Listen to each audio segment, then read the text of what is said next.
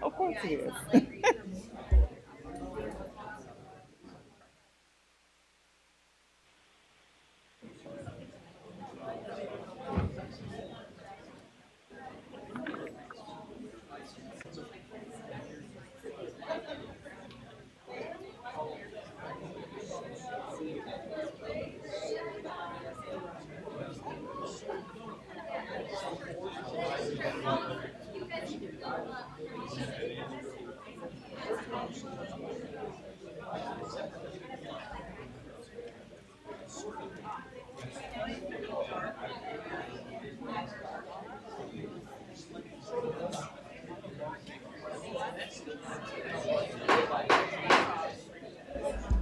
It's my pleasure to call to order the Peoria Public School Board of Education meeting for June 13th to order. Madam Secretary, would you please call the roll? Mrs. Costick?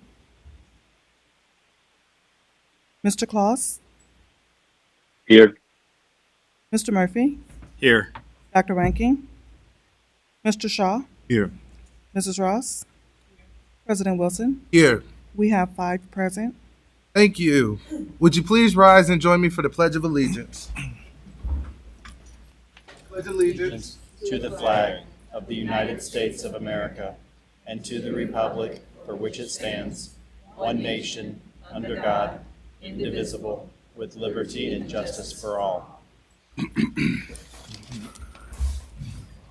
Moving on to announcements, we will start with Mr. Mike Murphy and go in order. All right, thank you, President Wilson. Peoria Park District Fun Passes. The Summer of Fun Passes from Peoria Park District gives every PPS student unlimited access to Peoria Zoo, Peoria Playhouse Children's Museum, Gwynn Family Aquatic Center, Owens Ice Center, and Golf Learning Center between June 1st through August 31st, 2022 for every student and up to 2 parents or guardians. These passes were mailed out earlier in June to our families. Please go out and enjoy these experiences this summer. And then I will also read for Mr. Klaus, summer reading. This is a reminder to all of our PPS families to remember to read 30 minutes every day with your student this summer. Thank you. Thank you, Mr. Shaw. Thank you, President Wilson. PPS Hall of Achievement. Peoria Public Schools has launched a new Hall of Achievement to celebrate the accomplishments and successes of PPS alums, and we're looking for nominations. Please go to the district homepage or come to the front desk at the district administration building to access the nomination form. A potential nominee must be a graduate from Peoria Public Schools, must have graduated within at least 10 years ago or earlier. So the latest now would be 2012. So it's got to be 2012 or earlier. For more information, call 309-672-6744. Thank you. Thank you, Mr. Shaw. Peoria Public Library Summer Reading. It's not too late to sign up for the Peoria Public Library Summer Reading Program, Read Beyond the Beaten Path. To register, visit your favorite Peoria Public Library branch or sign up at peoriapubliclibrary.beanstack.org. Anything you read counts, and it's open to all ages. Reading to your children counts. Even reading to your goldfish counts.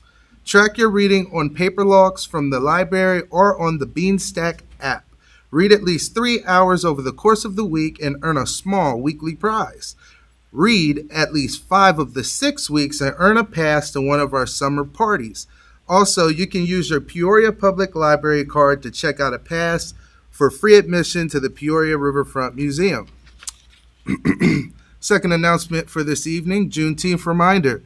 This is a reminder that there will be no summer school and Peoria Public School offices will be closed on Monday, June 20th, in observance of the Juneteenth holiday.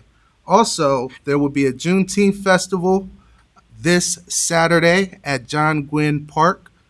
Lots of free activities for children and adults to enjoy. Thank you. Enrollment for current students begins June 17th. Family access online enrollment for current Peoria Public Schools students will open Friday, June 17th, 2022. Please be sure to enroll your students. Second one. Health requirements for the 2022-23 school year. Parents, if your a student will enter pre-K, kindergarten, 6th grade or 9th grade, or 12th grade in August, make an appointment now for their physical exam, vision exam, and required immunizations. If your student is entering 2nd grade, they will also need a dental exam. Thank you, Vice President Ross. I would also like to give recognition and a huge shout out to the students who did our board. Over here we have the Elise Ford Allen Academy. It's nicely decorated, love that. And then we have the Charter Oak Bobcats over here. So thank you again to our students. Next we have awards and recognition. Presentation of check from State of the Schools, Joshua Gunn, Peoria Chamber of Commerce and CEO Council. Good evening, everyone. Members of the Board of Education and Superintendent Dr. Karat, we are thrilled to be here to present our contribution to Peoria Public Schools. Every year, the Peoria Area Chamber of Commerce hosts a State of the Schools address where we hear from our superintendent about all the great things happening at Peoria Public Schools. When I arrived in Peoria during the middle of the pandemic, we as a team met to think about ways that we can make our State of the Schools more impactful. And one of the things that we decided to add was taking a portion of the proceeds and donating them back to Peoria Public Schools. So this year we are proud. I am joined by our staff from the chamber as well as many of our chamber ambassadors, and we are proud to present a check, if Dr. Karat will join us, along with President Wilson.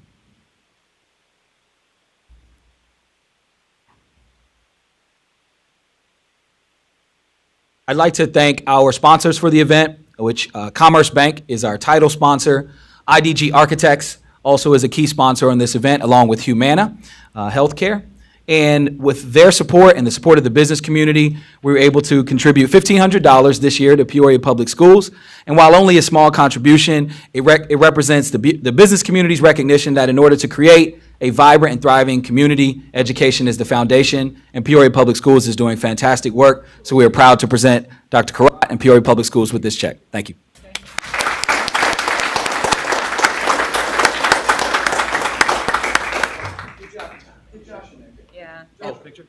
Yeah, it was a fun event, and that amount will go towards the stadium. So thank you, President Gunn, and thank you, Brandon, as well. It was amazing working with you guys, and we're looking forward to additional State of the School addresses and updates to our community. Thank you.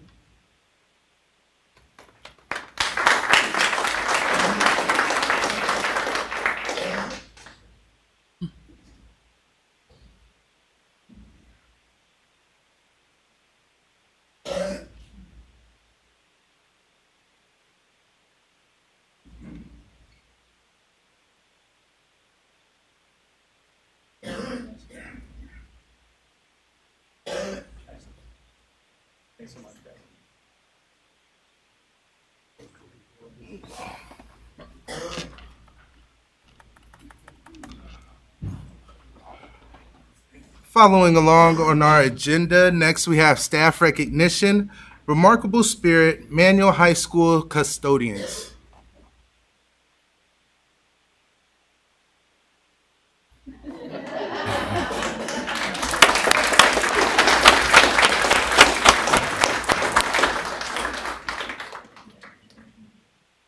In true custodial form, they don't want any attention. But I am Devin Hawks, the principal at Manual High School, and this is our phenomenal, come on, our phenomenal custodial staff, our team. I don't know who nominated them, but thank you guys so much. They are truly, truly phenomenal. My first year there was the year of COVID, the shutdown. And just watching them spring into action and make sure our building was clean and sanitized and safe, and watching them day in and day out, they never complain, well, at least not to me. They take care of everything that needs to be taken care of without a second thought. And I want to give a special shout out to our head custodian, Scott Heathcote, who is the bread and butter at Manual. We could not have a better head custodian, and thank you again for this recognition.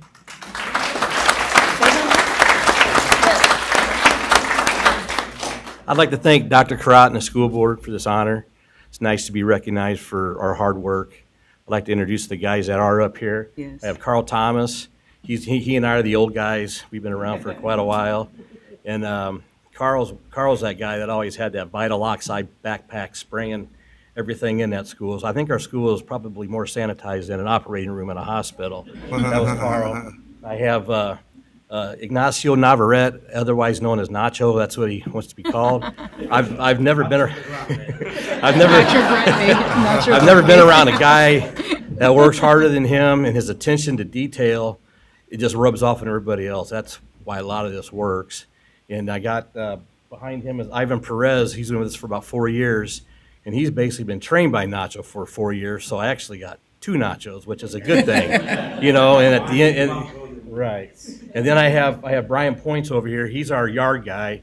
He's a one-man crew, 40-plus acres out there on the grounds, and all that grass is cut. Them sidewalks are trimmed. The bushes are trimmed. The mulch is spread. Our place looks better than a park, in my opinion. And it's just it's a huge group of guys. I love working with them. It's a fun place to be. And Dr. Karat, thank you. But I want to thank Devin. Devin always makes sure that we're doing more than just being custodians. I go, example, Ivan is a soccer coach at Manual, girls soccer coach. Brian is a head boys and girls swimming and soccer. I coached football for 30 years, track and wrestling, which I still do. And I have Carl is I don't know if people know this, he's a former Major League Baseball player, played for Los Angeles Dodgers. Yes. And he's always mentoring these kids and talking about what it takes to get to the level that you need to get to where he was at. And, you know, he's always talking to the kids in the hallway. So it's just huge for him to mentor those kids like that. And I can't walk out of here without thanking our Director of Buildings and Grounds, Dave Myers, and his team. He tells me all the time, whatever you need, let me know, and we'll make sure it happens. And every time I call that man, it happens. And none of this would be possible without him and his team over at Buildings and Grounds. And I want to thank Dave a lot for everything he does. He always takes care of us. And that being said, I thank you guys, and we'll be back to work at it tomorrow morning. Thank you. Wilson, can I make a few comments quickly? Yes. Yeah, congratulations. I'll tell you what, the community recognizes that the work that you're doing at Manual. I go out, and I'm out and about in the community, and I've probably heard it over 20 times. The condition of Manual, the work that you guys are doing. So Ms. Hawks and I talked and said, let's recognize the guys. You've cleaned up well also. This is invitation tomorrow. I'll wear the same clothes. So congratulations and well deserved. Absolutely.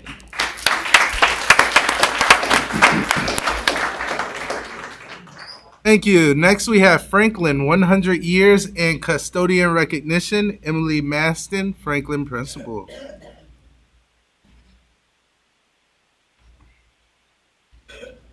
Good evening, Board, President Wilson and Dr. Karat. So I am here to share a couple things. This past school year, Franklin celebrated its 100th year for our current building. And it's crazy to think back over those 100 years, to think the history that's happened in our building. And so I want to share a little bit about the history that we've learned through our research. So while we celebrated our 100th year of our building, we're actually celebrating 166 years. So when we worked with the Peoria Public Library, we learned that initially we were called the 5th district school. Our original location was at Moss and Garfield, which I know many of you may think was the previous Washington school, which is true. But before that, it was Franklin.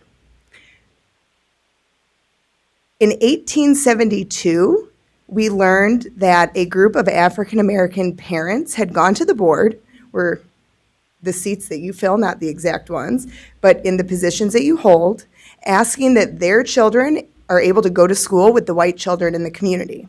The board approved that with a 7-3 vote, which is amazing. I find that to be very important to the focus that we put on inclusion, equity, and culturally responsive education for not just our students, but our entire community. In 1874, we officially got the name of Franklin, or in 1882, I'm sorry. And in 1892, we moved to our current location. In 1919, they started the construction of the building we currently reside in. That finished in 1921. That brings us to this past school year. So we have celebrated 100 years in our current space, but we're really here to honor the 166 years of our entire school community. And part of that recognition, we recognize many of our students and some of our staff. So I have a special guest with me here. We started 2 special awards this school year that we will recognize every year following. One of them was our Outstanding Educator Award. All of these nominations were from our own staff. So it was very fun and exciting to read the nominations for everybody. And so the winner of that award was Tammy Baranek, our reading recovery teacher. And we also had our Outstanding Staff Award, which was for all of our non-certified staff members. And we had an overwhelming nomination for Mr. Lee Vargas. He is our head custodian who is new to us in that position this school year, but he's been with us for about a year and a half. In that year and a half, the impact he's had on our entire community has been out of this world. And so I just want to share a couple things that people have said about Lee in their nominations. And I also want to add, before he was our custodian, he was a behavior attendant for the district. He worked with Elite as well. So he's filled many roles for us. Mr. Vargas always has a positive attitude and has created a great rapport with all students. He's willing to help anyone who needs it, and the cleanliness of our school building shows that he takes pride in his work. He's such a hard worker, making sure our school is clean and maintained well. When you need something, he'll get it as quickly as he can or help you figure out what could be done. Mr. Vargas is always willing to help out where he is needed and takes initiative within the school. The school would not run as effectively as it does without his help and hard work, which is very true. I have worked at 3 different schools during my 7 years in Peoria Public Schools. I have never seen a custodian work so hard in my life. If I ask him for something, it's done within 24 hours. He's constantly moving and getting things done, and most importantly, he is kind to both students and staff. He is truly the best custodian around.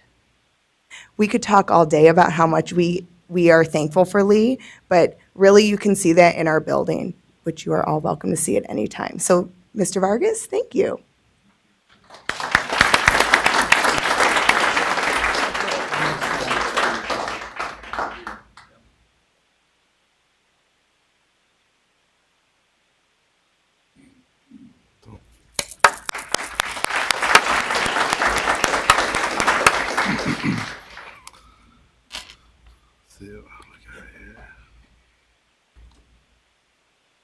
Next, we have Student Showcase, Richwood's MCJROTC, and National High School Physical Fitness Championships.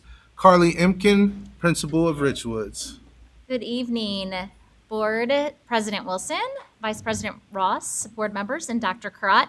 Tonight, we are going to recognize and celebrate our Marine Corps JROTC cadets and our instructors, First Sergeant Sean Martin and Gunnery Sergeant Miguel Chavez. They competed in a competition in May. I'm going to give you a little background about it. Give the students recognition. They'll come up when I say their names, and then I'm going to give First Sergeant Sean Martin an opportunity to speak, if that's okay.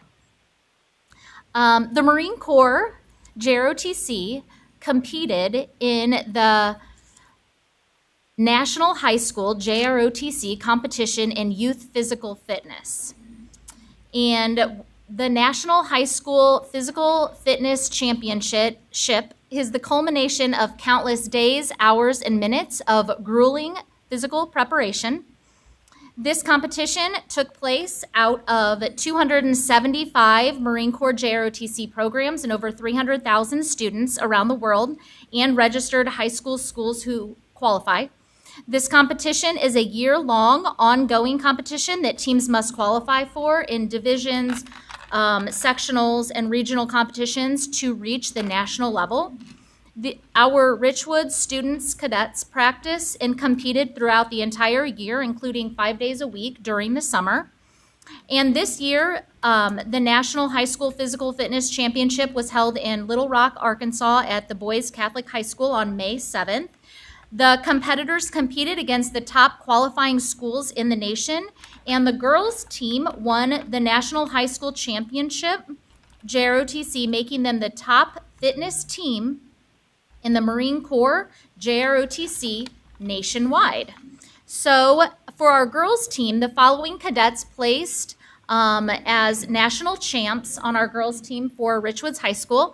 If you want to come up when I say your name: Anna Hipple, Ella Martin, Caitlin Boone, Dynasty Smith, Rachel Schuschler, Abby Ochoa. And not all of our students are here, but if you could just give them a round of applause.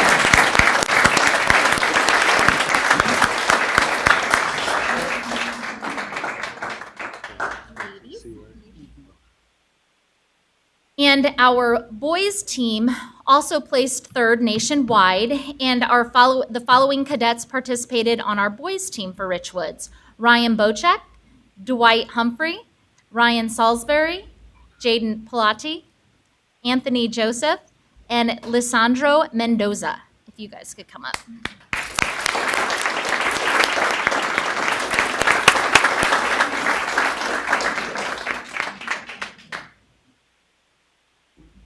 And if our cadets could stay up here, we're going to have Sergeant Martin say a few words briefly, and then we'll do some pictures if that's okay. And Ms. Pierce, can we get pictures of the instructors as well, please? When they're done. Thank you.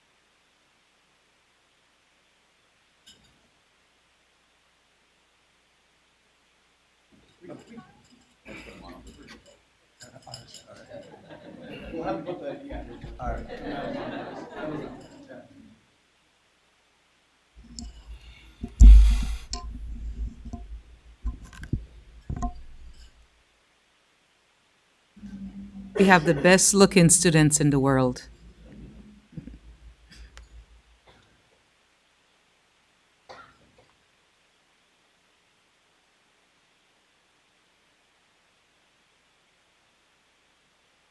Ms. Emkin? She's trying to, yeah.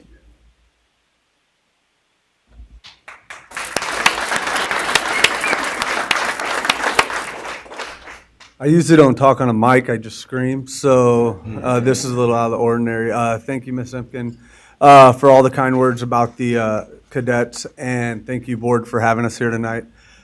Just to go a little more in detail, a few of the students that we're missing, Anna Hipple is currently, she is also our cadet this year that won the $180,000 full ride scholarship to any university in the country. She is going to the University of Missouri, and she's currently in her initial boot camp at Great Lakes right now. So after her 4 years at Missouri, she will be going to the United States Marine Corps as an officer. Dynasty Smith, she's currently working. Rachel Schussler's in Mexico, and them are our three that we're missing. For the boys, we have Dwight Humphrey. He's actually leaving for the United States Marine Corps in a month. And the other ones are also working right now. So that's why they couldn't join us here tonight. A little more on kind of what they go through, which is a lot. During the school year, these cadets, not only, no matter what rain, shine, whatever it is, they practice twice a day. They're there at 5:30 a.m. in the morning until school starts. And then directly after school, they have PT practice for another hour and a half after school. They work countless hours, and they do not only inside of the PT. I want to let you know that Their time is occupied nonstop. A handful of these right now just came from a community service act where they were cleaning up a lady's yard that reached out to us. Over this year, from July 1st till now, our cadets have done over 3,000 hours of community service in the community of Peoria, just this year alone.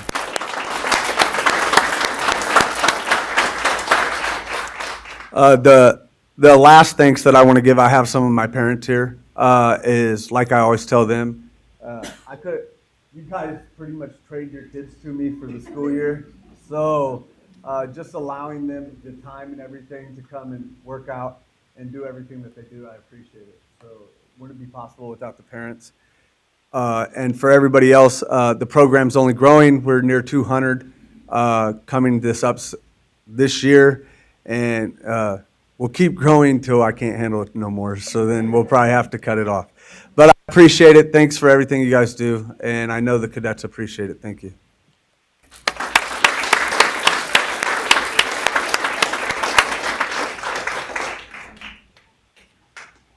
She coming back up.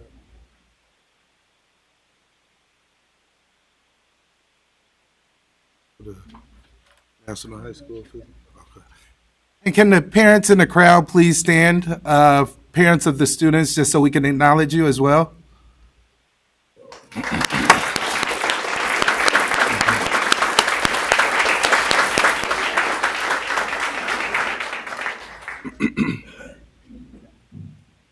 Yeah.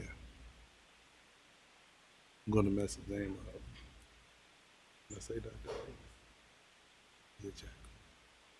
Next, we have district presentation 2021-2022 Peoria Public School Retiree Recognition, Dr. Alexander Ikajaku, Associate Superintendent of Human Resources, and Jerry Hammer, Director of Employee Services.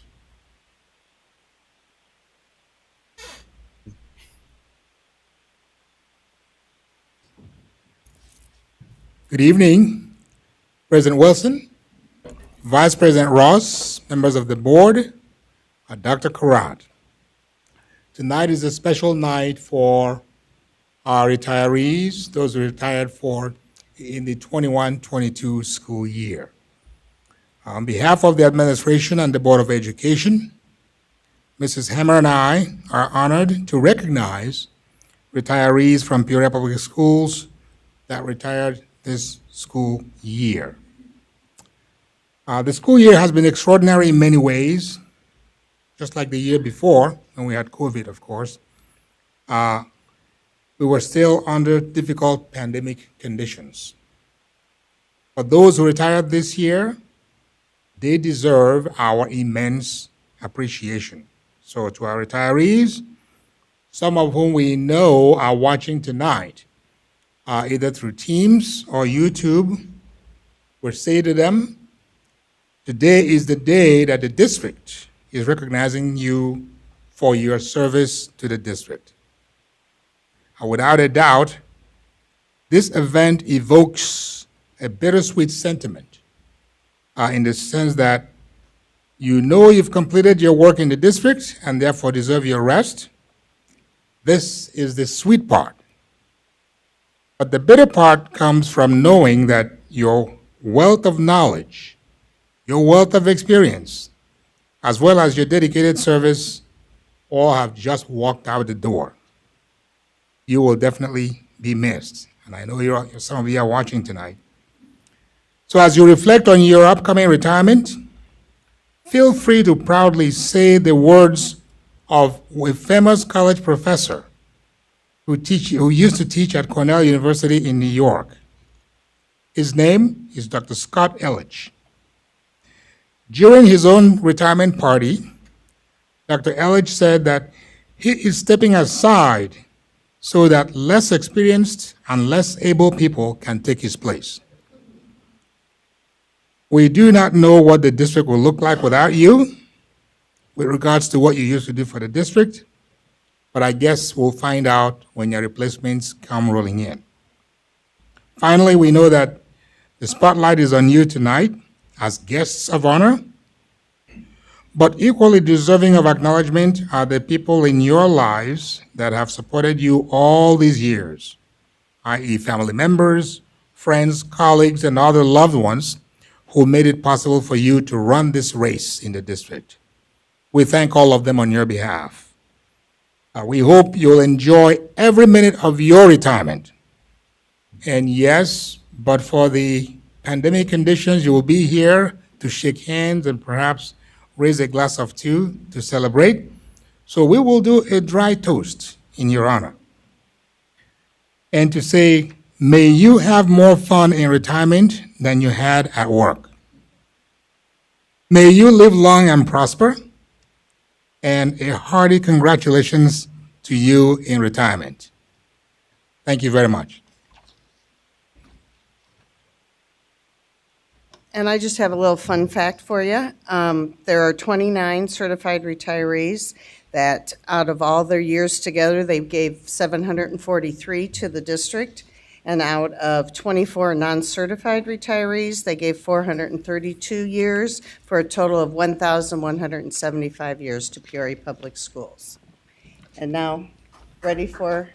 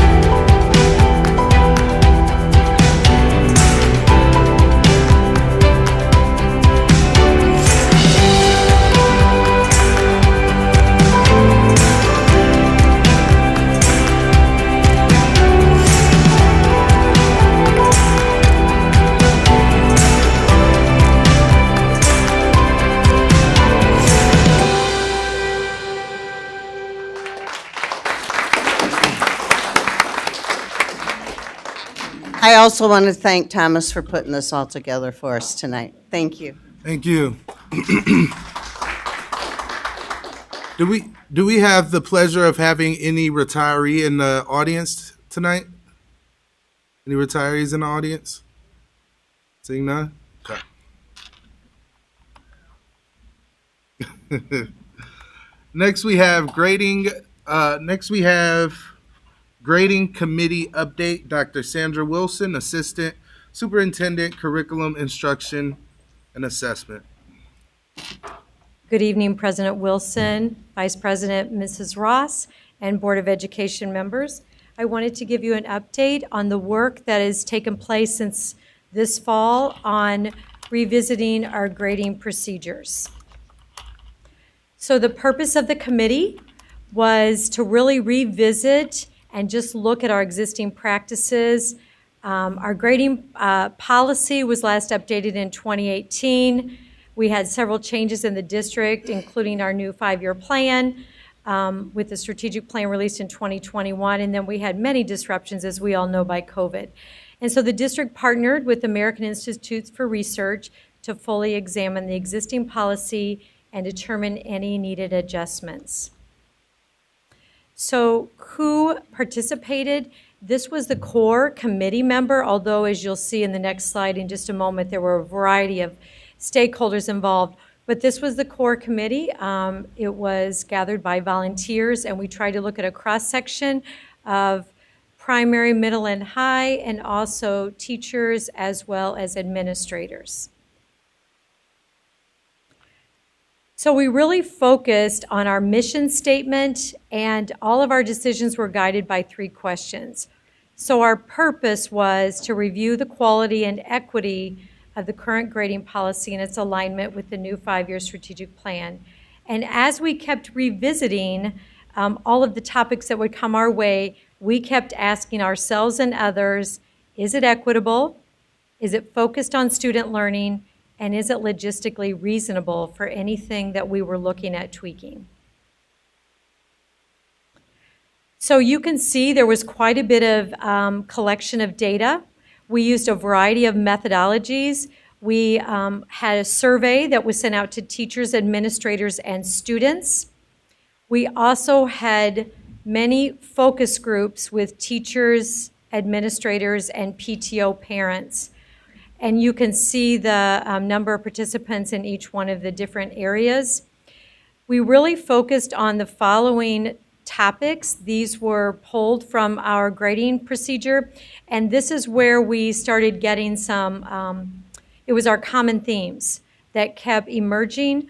And so we looked at the category weighting, missing and late assignments, reassessment, grading, reporting, calendar, evidence of learning, and effort, SEL, and behavior grades. So the questions that we asked were all related to those topics.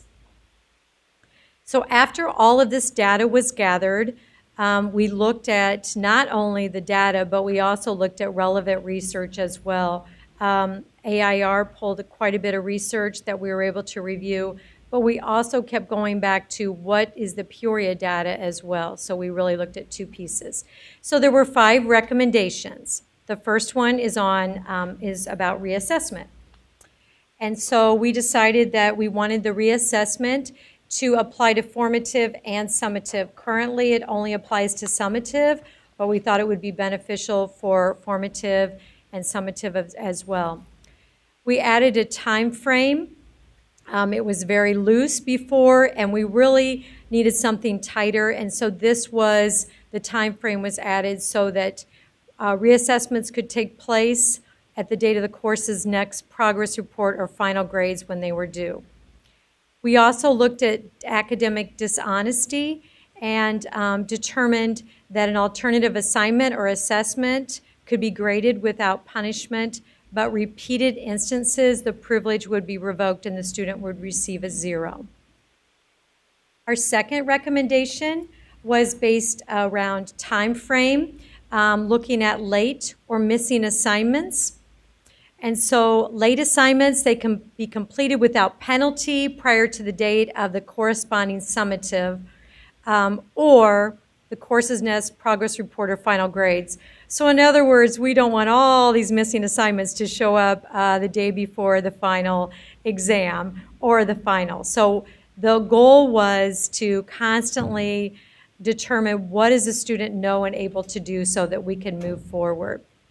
Also, missing assignments could be completed anytime prior to the date on which the course's next progress report or grades are due. So missing or late, we just want to know what our students are able to do. And then the teacher can certainly grant additional time if they wish. We also looked at the weighted grade categories, and this is looking at the weight of the summative and the formative, not the weighting of the GPA. So sometimes folks got a little confused about that when we asked questions, so we made sure we clarified. So if right now we have a variety of options.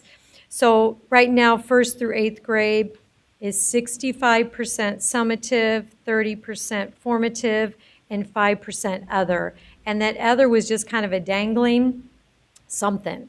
And so we rolled that into formative, and so it's 60 and 40. Then 9th through 12th grade, we had a lot of discussion, and we looked at the data and what our folks said about 9th through 12th grade.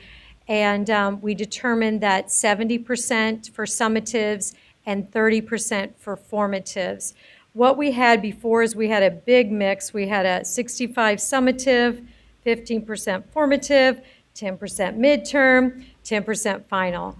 We wanted to remove the midterm, but we realized that the final is really a summative assessment, so it can be rolled into that 70%. So this really cleans it up for our teachers, and also I think provides more clarity for our students. The 4th recommendation is looking at the evidence of learning, or also known as the no-zero practices. The last time that our grading policy and procedure was established in 2018, there was a lot of discussion. I want to thank Dr. Gerznich, maybe a year and a half of discussion around really the damage of a zero in a student's grades in the grade book for our teachers. And so we looked at, right now, it's a 40% minimum. That is as low as a student can get. And so what we looked at is we made some adjustments for the summative and the formative. So for the summative assessment, we removed that 40% minimum rule. And if a student shows effort and is trying, the lowest grade that they can get is a 50%. But if a student makes no attempt, no legitimate attempt, they would receive a 0 on that summative assessment. And then looking at the formative assessment in the gray box, we added the exception. So a formative, you get 40% whether it's a legitimate test or attempt or not. The lowest you can get is a 40%. But if there is cheating or plagiarism or other academic dishonesty, we would certainly remove that. Looking at the last change, this is the reporting calendar. And so right now, our students have a cumulative grade. They start in whenever the first week of school, and then that grade is cumulative all the way to the end of the first semester. And what we realized is some students got very frustrated if they had a slow start, and they kicked it into gear about October. They really had themselves kind of in a deep hole. And so from feedback, we looked at, instead of having a cumulative grade, we are having grades on a quarterly basis. So 45% of the first semester grade will be from quarter 1, 45 for quarter 2, and if courses have a final exam, the 10% is a semester exam. If the courses don't have a final exam, it's 50% for each one of those. So we're hopeful that that can help give some students a fresh start and be able to be on the road if they had a struggling beginning start. So what are our next steps? What we would like to do is communicate the adjustments to the grading procedures with the principals in June. We have a 2-day retreat going on right now, so I will share this information tomorrow. We will communicate the adjustments to all of our staff with the voiceover PowerPoint, so everyone gets the same message Opening Day Institute, August 1st or 2nd. And we also want to share our information with our families and students during our back-to-school events, first day meeting with students, and then, of course, on the website and in our handbooks as well. So it was quite a few months of talking about grades and grading practices, both through all the focus groups, through the surveys, and through the hard work of the voice of the committee that gathered and discussed. We feel like we have tweaked a few things. We didn't do a whole-scale change, but we adjusted some things that really seemed like they weren't working as well from 2018. So we're looking forward to implementing this August 1st. Are there any questions? Any questions for board members? Board members, Mike? Thank you, Dr. Wilson. Sure. Just a couple. I actually just have three. So, so now with this new policy, you're saying that if a student shows zero attempt or effort to complete the project, they will be receiving a zero for that subject. For just the summative assessment. Okay, okay. Yes. All right. And it's not a policy change, Board Member Murphy. Okay. It's a practice. Okay. The policy stays the same. Okay. Thank you. Can I add one thing yeah. to that I neglected to say earlier, is with reassessment, a student can reassess for full credit.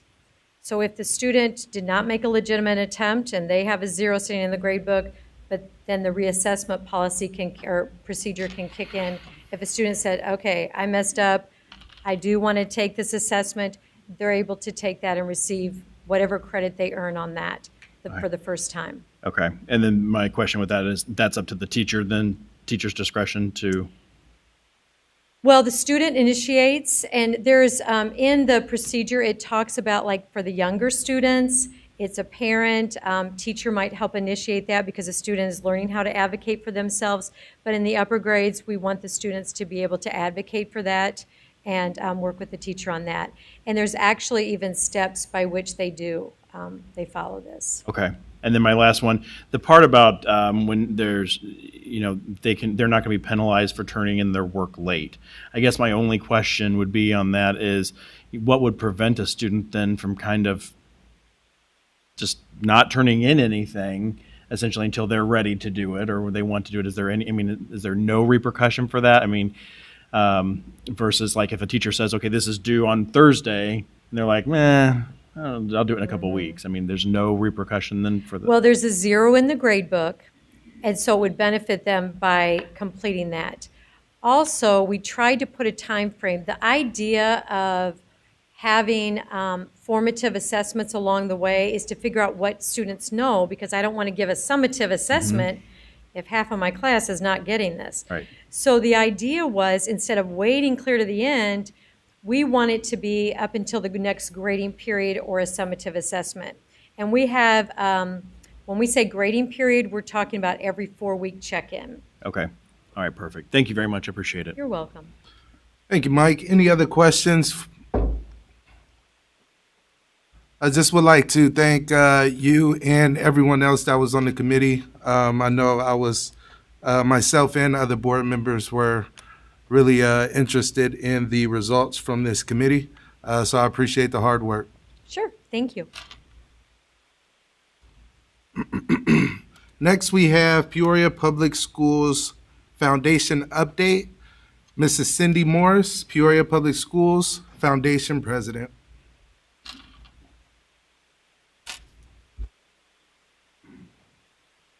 Good evening, President Wilson, Vice President Ross, Board of Education, Dr. Karat.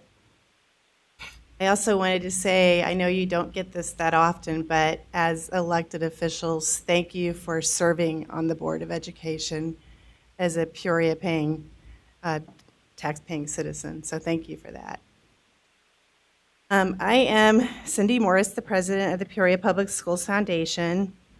Thank you for giving me some time to share with you some wonderful things happening at the foundation.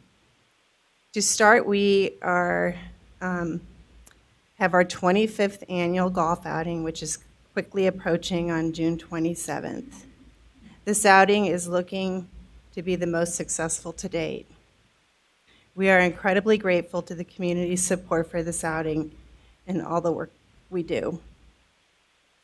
And we are super proud of that because some outings during the pandemic shut, and we are on target to make the most net we ever have. So we're very thankful for that. As a completely self-sustained 501c3, we work every day to maximize the community's self-sustained financial investment in the foundation by providing direct resources and supports for students and staff of our district. Over the last 2 years, our efforts have been prioritized on helping to relieve the emergency basic needs of our students. We have earmarked much of our private donations to this effort and actively sought grant opportunities to increase our impact. Looking back, the foundation has invested thousands of dollars in concentrated staff time providing more than $84,000 in supplemental food support, working along with community partners to help lessen the impact of food insecurity for our families. We have allocated more than $20,000 to provide rent and utility emergency support for families in need, and approximately $50,000 in other types of emergency monies as needed. Just a few others to note, $5,000 in attendance incentives, pass-through funds for $350,000, $200 consisted of the rapid COVID testing, which literally was us writing a check over to the school district. But we do student scholarships, $76,000 the last 2 years. As you all know, often the district is a first resource a family will turn to when they are in need. With donations from the community and the dedicated grant money we have been awarded, we are thankful to be in a position to get help to families quickly as they then work to access long-term help. Moving into the new school year, we are thrilled to continue our work in programming for the district. And at this time, I'd like to bring Trish O'Shaughnessy up. She's here with me. Recently, I was in the community talking, and someone asked, who made a difference to me and who made a difference to the work at the foundation. And she's been my right hand since 2010, so I'd love to give her a big round of applause for being such a dedicated employee. You're staying up here. It's great to like your work and like the people you work with, but it's a true gift to love the people that you work with, so I can say that about her. I'm an idea person, so I'm constantly throwing ideas at her. She never says no. So thank you for that. Trish O'Shaughnessy has been implementing our career exploration program for a decade. And I would like to say that we're very excited to have a new Adopt a School coordinator. Janet Ham has joined us. Many of you may know her from her dedication and work at Whittier Grade School, but she will be very good at revitalizing the program this fall. The foundation is committed to raising funds to keep expanding the work we provide to our families. And thank you all for the support you have given us, and we look forward to continued collaboration. There's a lot more that we do that's not in this little speech here, but we love our work. We're very dedicated to it, and I have an awesome board, great staff, and we've grown a lot since 2010, and we're very proud of our work. If there's any questions or? Any questions? Mike Murphy. Thank you, Cindy. Thank you, Trish. I also am on the board as an ex officio member representing the school board. So I have a lot of one-on-one dealings with the foundation and what they do. They do a lot more than what she mentioned here today. This was kind of an update, but for the families that don't know what the foundation offers, I highly recommend you searching them out on their website, following them on Facebook, because this is a foundation that has won numerous, their staff and their organization has won numerous community awards, including our education from the State of the School address. But, more importantly, what they're doing is they're helping change the lives of a lot of families so that they have uniforms, so they have the resources, the food, the free little pantries that you see out in front of the schools. That's put on by the Peoria Public School Foundation. And in some of these areas, there is definitely a grocery desert, okay? So I can tell you that I have gone out and filled these pantries, sometimes on an every other day time frame, and they're empty the next day. They've been able to secure great partnerships with Hy-Vee that have gone in and provided more food to help with that. Same thing with the little free libraries. When the students were at home and without a lot of opportunities to do anything else, the libraries were there to kind of keep them motivated to read and engaged in reading. But there's a lot of other things that they do. So I just wanted to say thank you for what you guys do on the foundation, because your work is definitely appreciated. I'm very proud to be a part of that organization as well. So. I think a lot of people don't know that we are self-sustained. So everything we do is, we're 100% on our events, our fundraising, and our impact is large. And I'd say in the last couple of years through the pandemic, we have definitely strengthened in the community a positive advocacy. We started a Buzz Chat, where we bring in positive conversations to the school district. We started a Hero Shiro Award, just recognizing people that normally don't get recognized. So again, thank you so much for letting us serve in the school district. Thank you.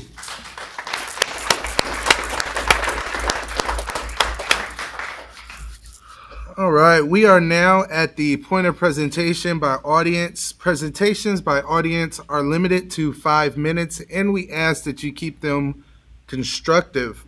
Our first presentation will be from Mrs. Mary Brown.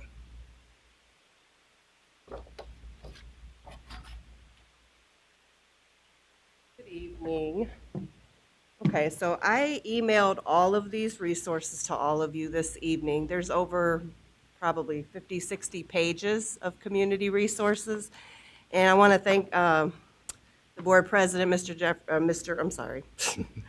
Wilson, for the times that you came down to the Urban League, because he was actually a part of this. He had brought this huge binder of community resources. And of course, as teachers, we were like, we can't give all those resources to our parents and share in the school. So there's a small group of educators, Carolyn Faulkner, Tracy Ware, April Ross Todd, myself, Mr. Wilson has been at some of these meetings. Our teacher union president, Jeff Atkins Dutro, and then I have to also give credit to some community partners, Dr. Jeffries at the Urban League and Chanel Hargrove Murray, because she's at the Urban League. They give us a space. They also participate in these community collaboration meetings. We started these back in December. We had lots of parents from Tree-Win and Franklin and Hines and a couple other schools who are always asking for resources. So we know as teachers, refer them to Wraparound Center, give them the information, give them the information. But some parents said what they wanted, they weren't finding. So we have some contacts here at the children's home. Sharon works with the Good Beginnings Department. She did the majority of all these resources that I've emailed everybody tonight. We know it's not realistic to expect board members or whoever is responsible for our information on our website to go through 50 and 60 pages worth of community resources, but we did with our committee of the people that I mentioned. So we've actually taken the time, and I'm just going to quickly give the topics. For instance, the Peoria resources that have things for pregnancy and abuse. There's several pages that I emailed you for that. Prenatal, postnatal services, that's the thickest packet for teen moms and for just regular mothers in the community.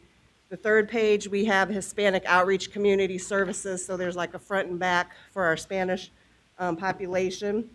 Then we have food assistance with all the different resources, and I'm sure everybody's familiar with these already, but we want our parents to have access to this. The fifth one is about addiction recovery, lots of good resources in our community. And the sixth one is housing assistance. So when we were looking at our community resources on the District 150 webpage, when you click that tab that's on the students and parents directory, the only thing that's listed is our before and after care. there was no community resources listed. I know we have the wraparound center tab, which does relate that, but we were hoping, all of us that I mentioned, when we went and spent the time for the past 7 months, accumulating all these, compiling them, sending them to you in the emails. All the emails have the hyperlink, so hopefully, I don't know who would put this in place, but we would like to ask that it's added to our district website under the community resources. And I don't know if anybody needs to cross-check it, but these are current resources. So with those links, if a parent got onto the students and parents directory, they could just click the link and go right to whatever these categories they need. I'm not a tech person, I don't know who's responsible. But we are hoping with all this hard work we put in, because we volunteer, we go there once a month, we meet, as Mr. Wilson knows, so we're there every second Tuesday meeting. We're trying to get different things in place to get different schools to collaborate together. So it's not just individual schools and separate programs, but we actually want to start combining some events with our schools and, you know, having that common language and building relationships with our kids and parents, so that hopefully we can do better with the discipline, even our contact and getting more parents involved. That was the overarching thing, was to get more parents involved in our schools.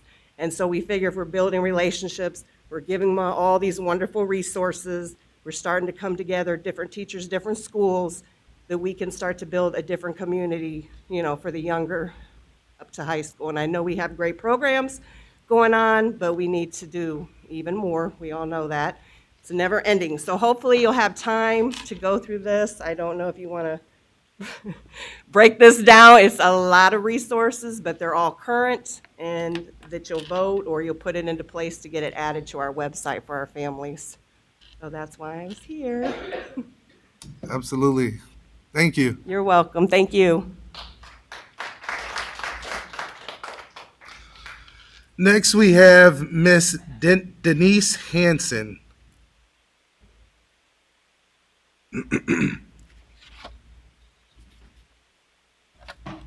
Hello, I'm Denise Hansen. I've been teaching with the district since 2015.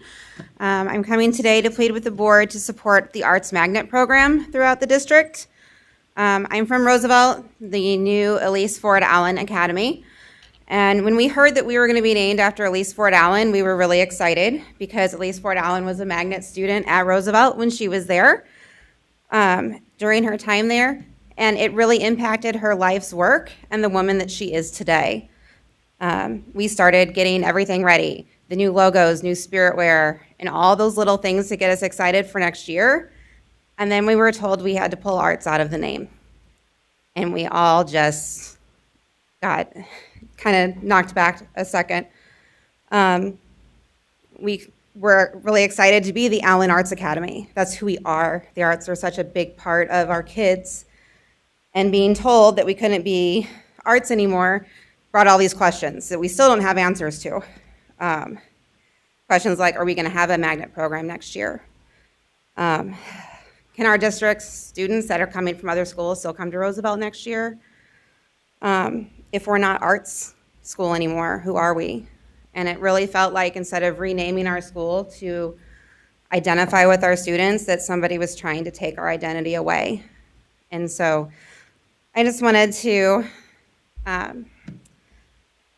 let you guys know that we really feel like arts are our SEL program. Like, if you look at our website, we've got a nice logo. Arts is SEL. There are so many studies out there about how arts impact our kids. Probably the most important one that I saw recently was from 2021. Edgar and Elias found that we need the arts because they remind children that their emotions are equally worthy of respect and expression. The arts introduce children to connectivity, engagement, and allow a sense of identification with and responsibility for others. But what I feel is most important for the board to know is that the Arts Magnet team at Roosevelt has been integrating these SEL competencies into our practice ever since I've been there. I think the magnet program started in 1986, yes. So well before I was there, but ever since 2015 when I was there, I've seen them put these competencies into all of our teaching. Knowing the documented positive effects of arts on students, I can't understand why We would want to reduce time in the arts for students when we should be giving them more time to integrate arts. We've heard people say it's a staffing issue, but I want to tell you, I'm proud to say that our entire team is returning to the district next year. All the arts teachers at Roosevelt want to be with our students. We want more time. Like pre-pandemic, we got to see our arts kids, our magnet kids, twice a day. And then when the pandemic hit and we had the shortened day, we had to only see them once a day. And so we were really looking forward to next year. All right, we get to see you twice a day again. Like we want that time with our kids. But let me leave you with this. When a student is using a computer to create art, they're not cyberbullying. When a student's molding clay or has a paintbrush in their hands, they're not using those hands for violence. When a student has an instrument in their hand or their mouth is full of a song, they're not spewing hate or disrespect. The tenacity required to learn a new piece of music or master a new medium develops character and control. Finally, when students harness their emotions for dramatic expression on the stage, they learn how to properly express those emotions off the stage as well. So let me say it again, art is SEL. It's what our kids live for today. For some of our kids, it's the only reason they come to school is so that they can get to be in their art class or their band class or their drama class or their music class. They stay after school, they come early. We've had so many kids this year coming during their lunchtime saying, I'll skip recess. I just want to come and work. I just want to sing. I just want to play music. I just want to create things. So instead of cutting our art programs down on the South Side, I encourage you to please allow more time for the arts and creative expressions in our schools. Build more time into our school day so that our students can go to art, design, music, or drama, because art is SEL. Thanks.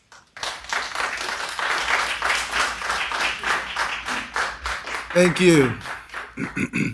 Our next speaker will be Denise Jackson.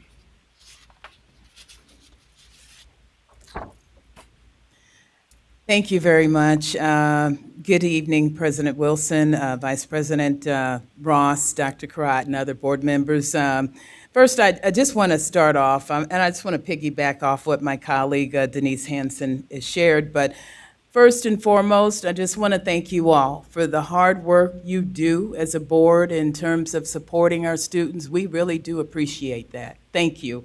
And I just want to appeal tonight, as Ms. Hansen said, to try and get the board to consider restoring some of the funding for the arts program. I just completed my 4th year as a substitute teacher, and when I began this process, now this is a second career for me, but I thought I was going in a different direction, but I fell in love with, have always liked teaching, but my first year I floated around a little bit. The first semester of the first year, I shifted over to Sterling, spent the entire year there. But the second year, I've spent most of my time at Roosevelt Magnet. That was by choice. I had 2 older brothers. They are no longer with us. They've passed on, but they went to Roosevelt. There are stories after stories and about Roosevelt School. So when it became a magnet school, I was especially proud. I developed an affinity for it. We have got something special down here. That has been the sentiment ever since Roosevelt has become a magnet school. The students and the staff have built their reputations, their hard work around having that special status, and to strip it away now when we have put the name of Miss Elise Ford Allen on the school is really a shot in the stomach. It's a shot to the students, it's a shot to the staff, and it is traumatic for the South Side, as you all know, which typically in the past has been urged to be stripped of everything. Our kids need this. Our students need this. And as Ms. Hansen said, when students are suffering or having a bad day, that's not always the case, but and I have personally referred students to the Wraparound Center, but when we cannot get families to go to the Wraparound Center, we certainly can get those students to go to art classes where they're able to just digress, enjoy whatever art it is they're doing, whether it's drawing or playing instruments. And that, as you all know, is therapeutic. And it has helped our students. So the timing could not be worse for this to happen to our students, because we feel like if this happens at this time, our kids are going to suffer. Our kids are going to suffer. They have built relationships with the staff. When they can't, even if they're having a bad day, oftentimes they'll apologize, but they'll want to go and spend their time in the arts. Our band has been top notch. Our band is going to suffer. Our chorus, our band has made appearances in and around the community. And even before I chose education as a second career, I was very proud of Roosevelt's band just because of the talent that those students possess and the band has done for so many years. So this means a lot. This means a lot. And as I said, it could not have come at a worse time when we are all excited about, many of us we were somewhat reluctant to give up the name Roosevelt, but when we heard that Miss Elise Ford Allen, her name was going to be on the school, well, who could argue with that? Who could argue with that? But now to take away our special magnet arts designation, as I said, it could not come at a worse time. So I would just like to end my comments by asking you to please reconsider this decision, because it means so much to not only the staff, it means a lot to me personally, and most importantly, it means so much to our students who have thrived on the ability to enjoy the arts at Roosevelt Magnet School. Thank you very much for your time.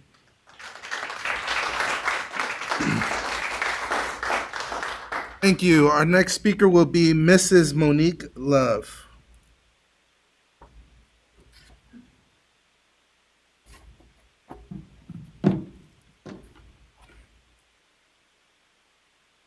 As a former administrator for this district, I often wonder why I made the decision to relocate my family here. I can say I came here for other children who I have gotten to know as a former administrator. Now I can say my decision was tied to my purpose, which is always advocacy. I left the corporation because I couldn't be privy to conflicting practices that I've seen. For the babies of our community, I leave the area expressing the need and severity for advocacy to the community, more specifically the Black community. The resolution for the dismissiveness and miseducated demographic is change. Change your mindset and then change your leaders. Ask questions, show up and get involved. A no is not a final answer, but a light to another path. Attend every conference and gather amongst yourselves and problem solve for our babies. As an educator, I have graduated thousands of 8th graders and have left them with advice as they move to the next phase of life. Unfortunately, Sean Jones III, your story is not the same. As a virtual student, you have went over and beyond my expectations and even your own. You have been steadfast in the ownership of your education. You have learned and you have developed even your own teaching style. You have loved yourself in the middle of what is a life-changing moment for you. As the Black community, our violence isn't a threat, our love is. Sean Jones III, advocating is love. Truth is love. Progression is love. Your unapologetic Blackness is love for you, for me, and your community. You are a threat because you have owned your education. You demand decency and command respect. You weren't the Caucasian student who called you a monkey at your graduation practice, nor were you the one making the monkey sounds. But this right here tells you that one monkey never stops no show. You also had to witness being dismissed by the powers that be as you and I went and told the highest leader as we could go, following appropriate protocol and being told that she, the student who degraded you, didn't do it because she had a stellar background and she was asked and simply said no. Yours didn't matter. I will tell you this: get in, infiltrate, and continue moving with purpose, and watch even water move out of your way. Congratulations to Roland Akers, young, Black, and powerful Sean Jones III. As a former administrator for this district, I apologize on behalf of this district that you were diminished and dismissed. I apologize that you had to be another mirror for injustice. I apologize that your stellar background didn't matter, but your white counterparts did. I apologize that this will probably be one of the few moments in your life that you are deemed equal in society. But I will tell you this, you are a leader, you are seen, and I love you. To every parent, child, and educator that has been dismissed, disrespected, and devalued in this corporation, I apologize to you. You are part of my purpose, and remember, you too are leaders, and you too are seen, and you too are loved. Thank you.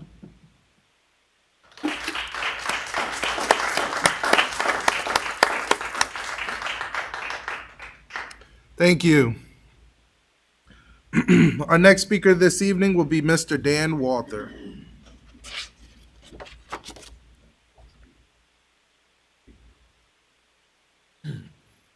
Good evening. I was sorry to hear that from Mrs. Love. My name is Dan Walther, live in District 2. First thing there were several topics I wanted to address the board with. The first one is, it's been less than 2 weeks since we had a massacre of young third and fourth graders in Texas. We cannot forget the safety that this district owes every child in Peoria. We are fortunate in that we have, I think, the best school resource officers in Illinois, if not the country. We have, under our own rules and regulation, the opportunity to arm at least 6 or 7 of our campus police. There are presently only 3. There are no kids in school except for summer school, which, by the way, is affected. What I'm asking the board to do is consider, as we have done in the past, is have these, the superintendent and the chief of police meet together and arm as many people as they can and send other people to the academy, which we've always done. We have the best trained police force. For those of you that don't know, they go to the police academy the same as the city of Peoria state police do, so we have very well-trained police officers. These resource officers also have been very well-trained in disengaging violence in schools. We were, for 25 years, the only armed school district in the state, didn't have a single incident. We've had tasers for years, not a single incident. But right now, with this, we need to offer the protection of all of our kids. And there are some board members who think that the only people who should be protected are high school students. For that, I say Sandy Hook. For that, I say Texas. You cannot just protect high school students. We need to have as many students as protected. I'm not a huge gun advocate, but I think with our staff, we're in a unique position to protect our kids, and I think we should do that. I think until the federal government gets away from some of these violent guns that are out there, we're going to have our own armed people here. And we do have trained people here, and I beg you to take a look at making that change. And that can be done with the superintendent and the chief of police here. The second thing is, under Illinois statute, July 1st is supposed to be this is the last board meeting under this board here. July 1st, we're supposed to reconvene. It's not going to happen, and I'll tell you why. Under statute, we're supposed to reconvene, but the election is June 28th. We cannot certify this board on July 1st. Can't happen legally.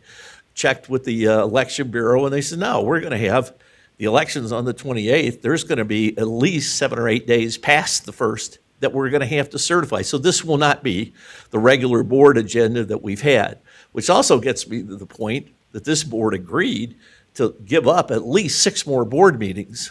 We, hopefully, are at oversight to the administration, to what goes on in this district. Why would you give up 6 meetings to do that? I don't understand that. You guys made that decision, that's your call. The other part that was recognized today was the custodians. And I had a firsthand look to work with the custodians at Manual. I had a call from a person. She said, I've got a really bad problem with my softball field. I've got some things. I went down there. 3 of these custodians were there. And I said, you're not in trouble. I just got a call. I wanted to look. They took care of that issue within a week. with the help from building and grounds and the other stuff, they made it work. And those of you who haven't been through it, if you go through Manual High School, it is immaculate. The walls have been painted, the ceilings look great. They have one of the best science labs, maybe the best science lab in the city, and it's a remarkable school. And one of the things, though, that I'm bringing up about the custodians is because of the change to this schedule that we're going to do this, we're short custodians. This district is going to have to deal with the fact that we used to have 3 months to deal with fixing up the schools and do that. We're going to have these shortened periods between these different breaks that we're going to have. We don't have enough people to do the job. We're going to have to take a look at that. Those are one of the unforeseen consequences of making this change that we did. The other part that we were talking about is that at Richwoods, I am so glad you acknowledged those ROTC people who are tops in the nation that got here. I also, with Richwoods, we're going to lose their principal, and I hate to see that.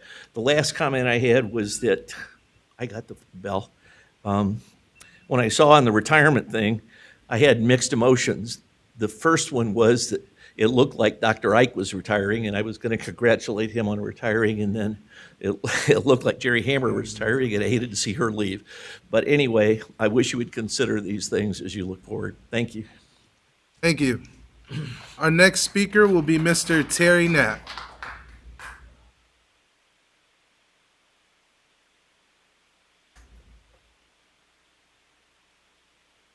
Earlier this spring, I had the opportunity to thank Dr. Crott for coming out and visiting the 3 Little Leaguers that were out here in the back when we had 10 coaches out there, trying to develop these 3 kids, and then there were 5 kids, and then there were 15 kids.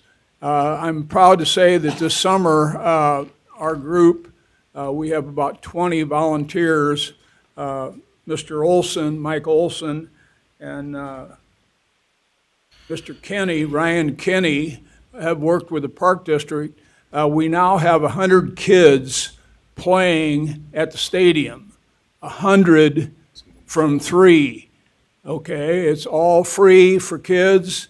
Our problem is we only have about 15 or 20 coaches now, so we're kind of overwhelmed, and that's a good position to be in. I want to thank again Dr. Crott and Mr. Guyton. A.J. Guyton's the middle school athletic director. It's really, the kids have really improved their attitudes. First day I had to go do my go nut thing and scold some kids who wouldn't pay attention.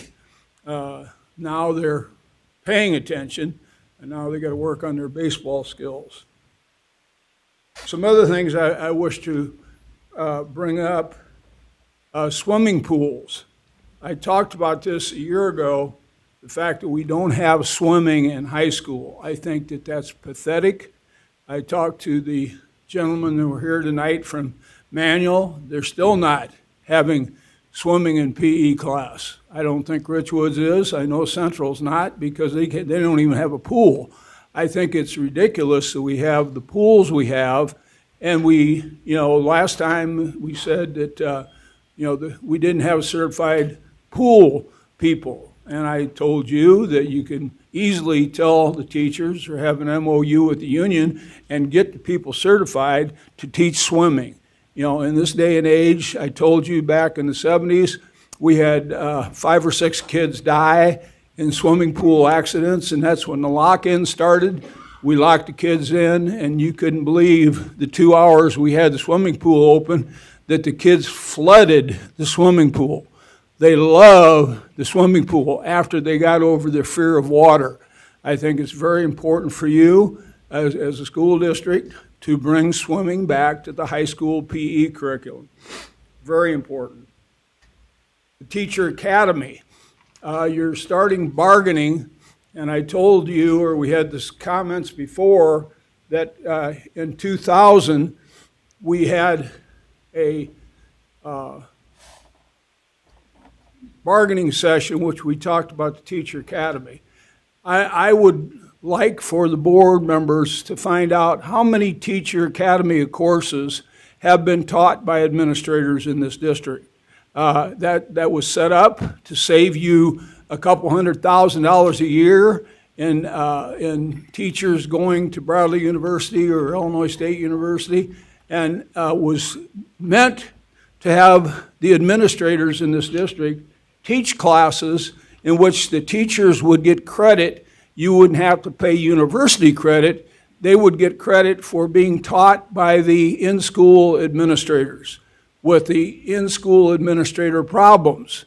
I don't think we've done any of that, to be quite honest. And I would ask you, board members, to research this by asking the administration to produce the number of administrators that have taught classes for college credit to the teachers. This was decided upon in the year 2000, and I think it's a shame that you haven't availed yourself of that, because you could have saved, a couple $100,000 a year just in teacher remuneration for going to colleges.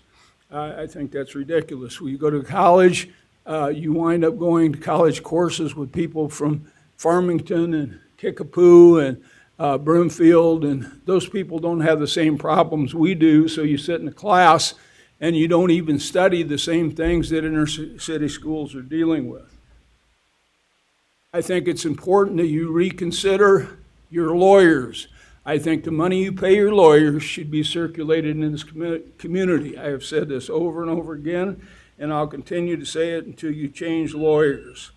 Quest, you gave Quest an extra $1 million prematurely, and you're in the middle of bargaining, and you're going to use that to say we don't have any money. $1 million you gave them ahead of time, ahead of schedule.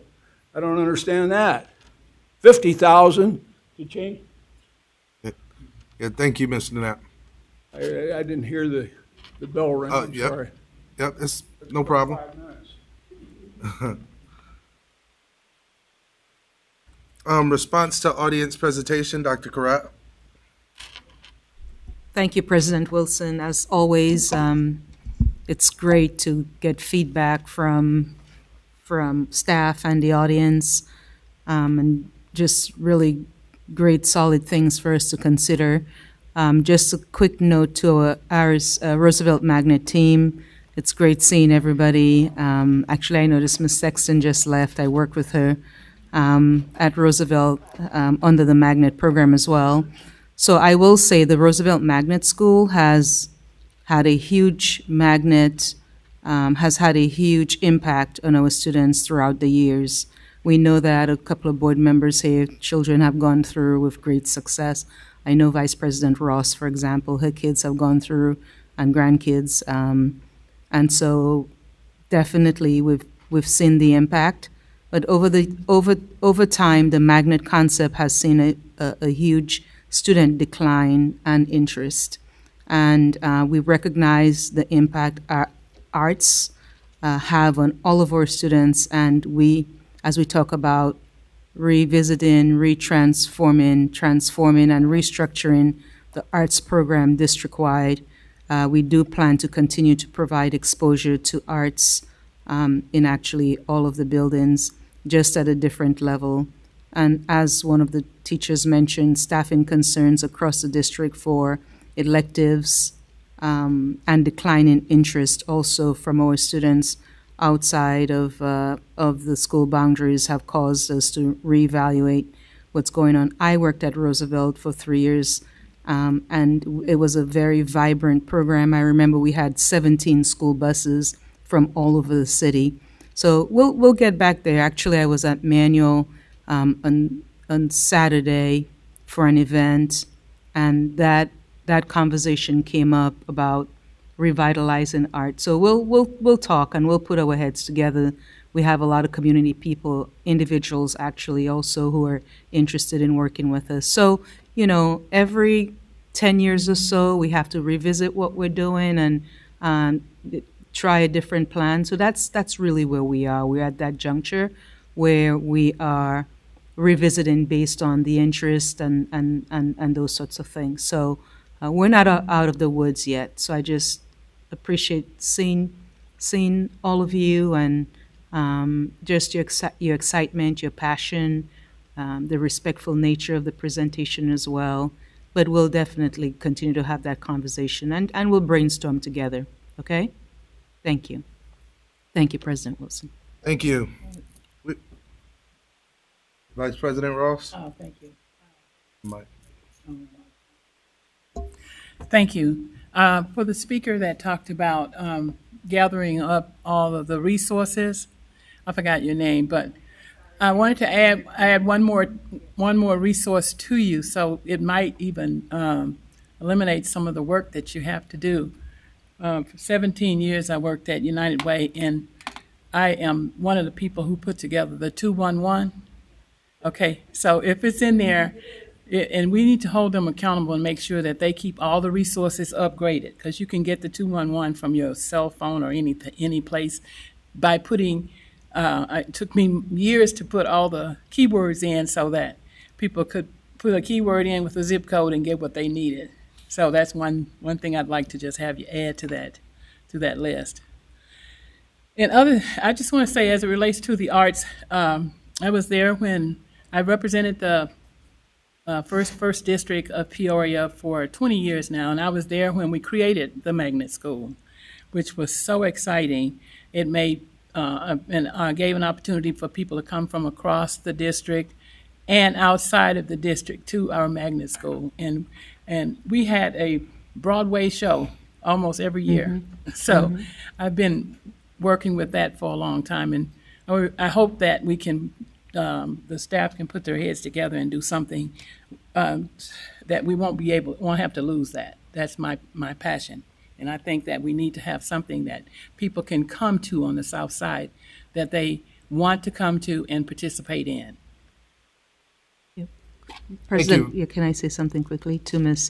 Thank you, Vice President Ross. Thank you, Vice President Ross. And Ms. Mary Brown, thank you. We will also, we'll get together. That's easy. That's an easy ask for sure. So we can get that done. And and then Mr. Knapp, I'll continue to look about swimming in PE classes. I'll talk to my team about that, and it's a great idea. And we'll talk again. We've had that conversation before. So thank you for always bringing it up and not giving up on it. Thank you. Thank you. We are now ready for the consent agenda. Vice President Ross. Thank you, President Wilson. The consent agenda for June 13th, 2020. I'm sorry. One second. You're right. What is it? Item number 1, under information items, superintendent update. Yeah, thank you, President Wilson. Since our board meeting on May 23rd, we have received 3 new requests, and there were also 3 pending requests on May 23rd.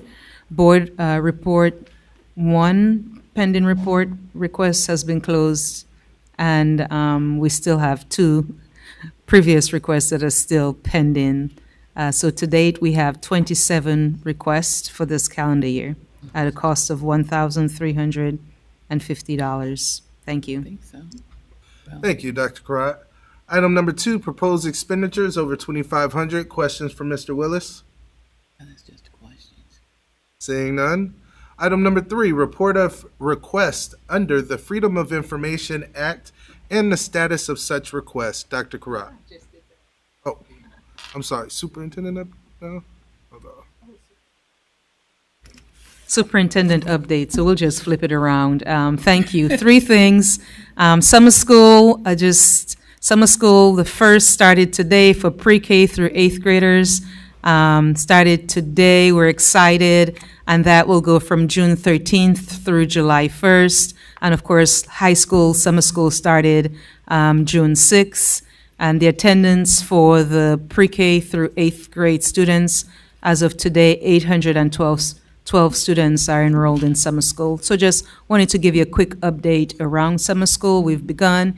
You'll see the buses around the city going back and forth so that our children can continue to learn and explore different things.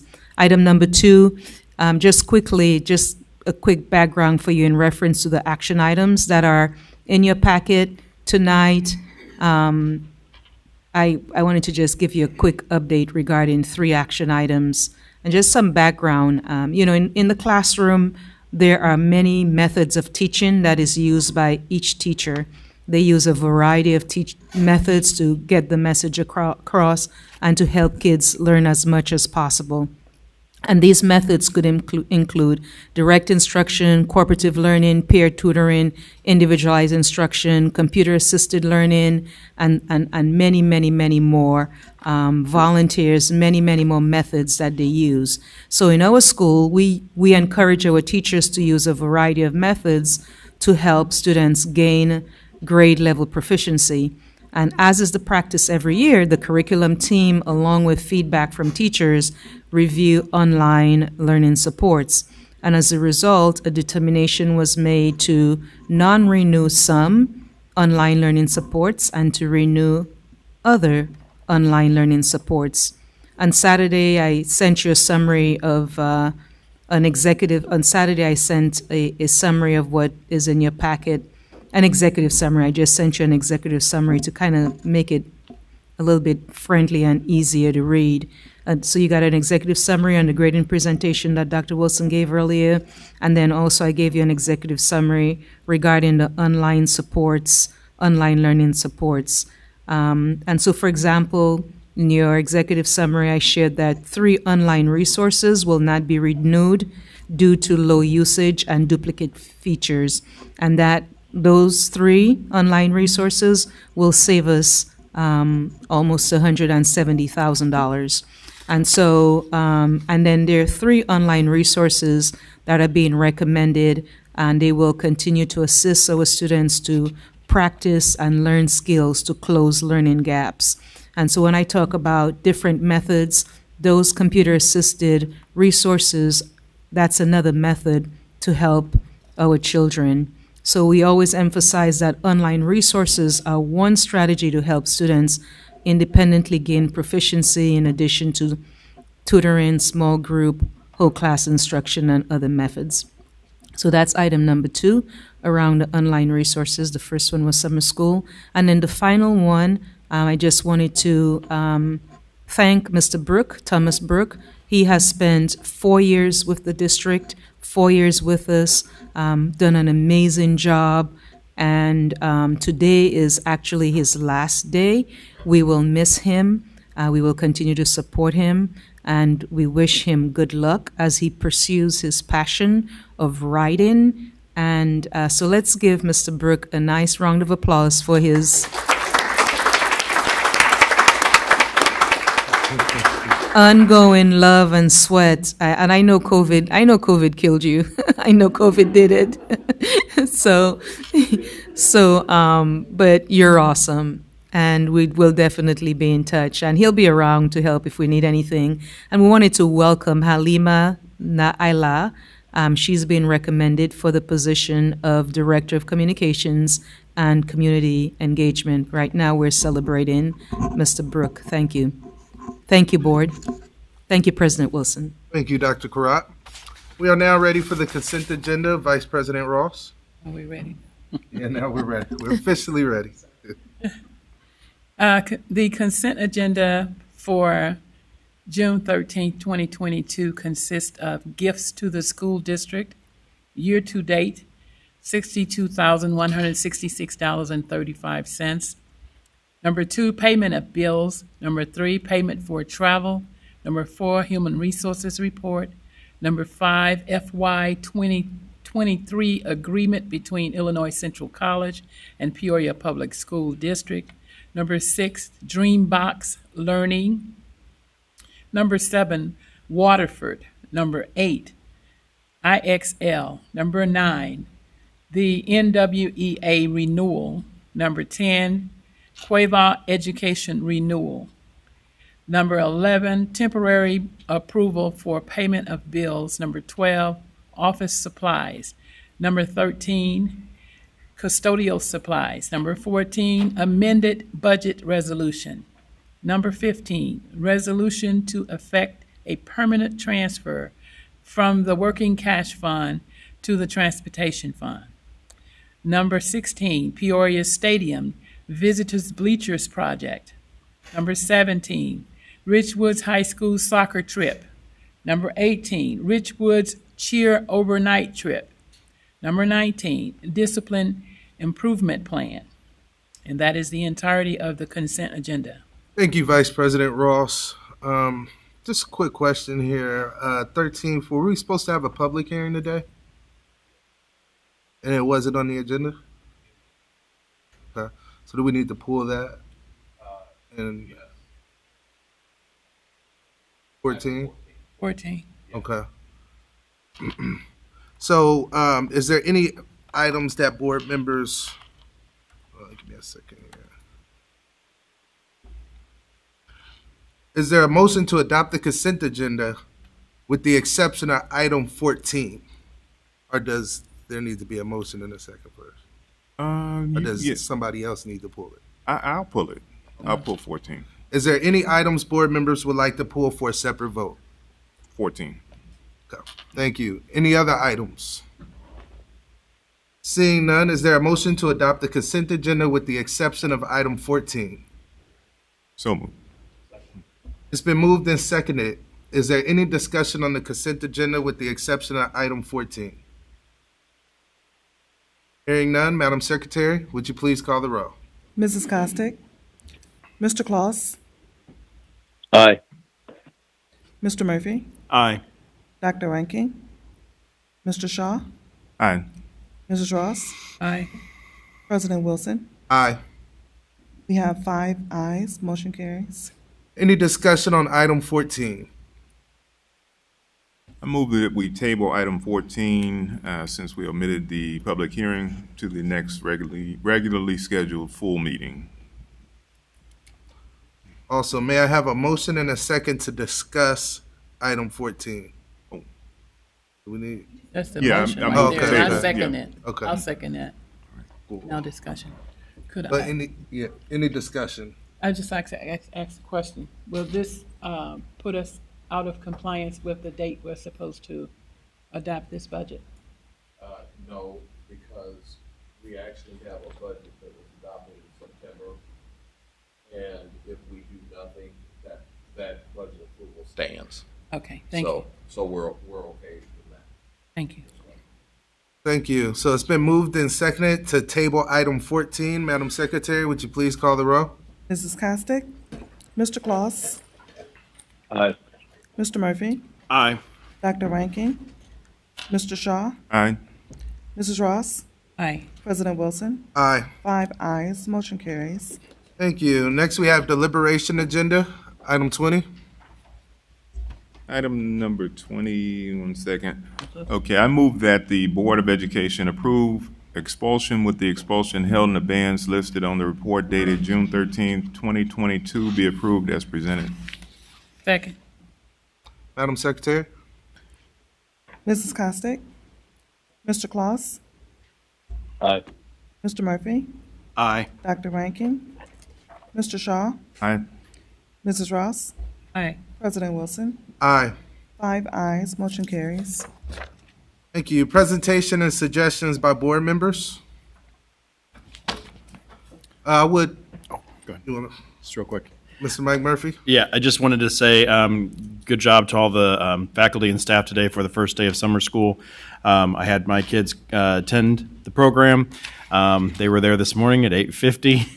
Everybody was on time, ready to go, and picked them up today, and the kids said that they really enjoyed the program today. So just good job for all the folks who are working to keep summer school robust and going strong. So thank you. Awesome. Thank you. I would just like to say, take some time out to thank Mr. Doug Shaw for his service on the school board. Today, or this meeting, would be the last regular school board meeting that he attends. I know he's going to do some wonderful things as chairman of the board at Western Illinois. I just want to say thank you for being a mentor and for providing guidance anytime that I would ask for it. So I would just like to show some love to you, sir. I do appreciate that, and yes, I was narrowly reelected as chair at Western so, on Friday. So Okay, thank you, wonderful. and I will have some comments on the reorg Last day. meeting. So Okay. yep, thank you, Sounds thank good. you, Thank appreciate you. it. Reports from board committees.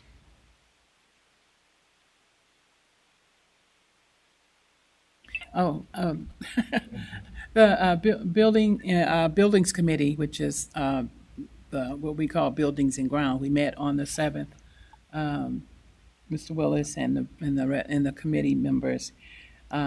We talked about the need for expanded security, as we've been talking all along about the need for expanded security in our schools, and evaluating the entry doors and that kind of thing. And then also we discussed briefly a master's facilities plan for a 5 to 10 year master facilities plan. So that should also be under the new architecture of record on their list first of all. So those are the two things we talked about. Was there anything else, Mr. Willis? I think that was basically it. Okay, thank you. Thank you. Any other reports from board committees? President Wilson, policy will meet Wednesday the 15th at 3:30. Awesome. Thank you. I move that the meeting be adjourned at 8:17 p.m. Can I get a second? Did you want a motion? Okay. I was told to come here for an expulsion. My daughter got expelled like on the last couple of days at school over here at Von Steuben. I was told here to come. Did you fill out a card? We'll talk, Dr. Bell. Can you work with both parents? Yeah, so I'm gonna move that we go ahead and Yeah. okay, and then we can go. Yeah.